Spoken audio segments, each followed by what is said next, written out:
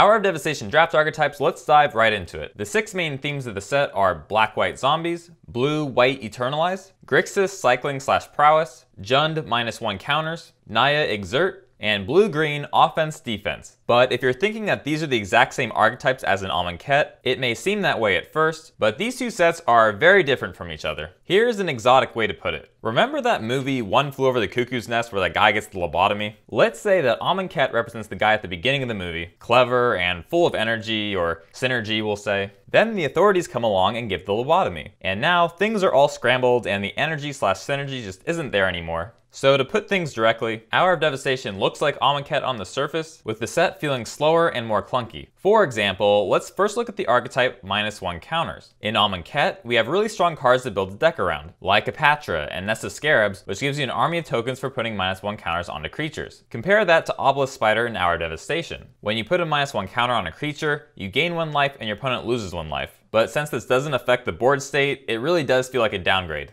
Now let's look at blue-white and bomb/eternalize. In Amonkhet, we have amazing cards like Temet and Aven Windguide. For the same archetype in Hour of Devastation, we have Vizier of the Anointed, which allows you to draw a card whenever you eternalize or embalm a creature. Not that you'll have any mana to cast the card, because eternalize costs a crap ton of mana. And remember how in Amonkhet you hope to draw a Lord of the Accursed or Liliana's Mastery for your zombie deck? Now you can hope to draw Unraveling Mummy. Anyway, I think you get the idea by now. All the archetypes in Hour of Devastation suffer from nerfing. But there are still a few more things you should know about Hour of Devastation. Like Amonkhet, mana fixing in Hour of Devastation is scarce, so you're much safer sticking with 2 colors. Although if you felt comfortable running 3 or more colors in Amonkhet, you'll probably feel the same way for this set as well. As far as ramp goes, while ramp was a big part of blue-green in Amonkhet, ramp is almost non-existent in Hour of Devastation. So expect blue-green decks in Hour of Devastation to be significantly slower than before. Although being slow in the set really isn't all that bad. Back in Amonkhet, you had to watch out for these 2-color ultra-fast exert decks, but now the new exert cards are much less aggressive than their predecessors. Another difference between the two sets is the absence of the cartouche micro combos that were present in Amonkhet. Instead, we now have Desert Synergy, which rewards you for using desert lands. Overall, Hour of Devastation is slower than the previous set, but it also allows for new late game interactions that just wouldn't be possible in an aggressive set like Amonkhet. And there's still so much more to talk about, so be sure to subscribe if you want to see more Hour of Devastation videos. But that's all for now. I hope you enjoyed the video, and I hope you have a great day.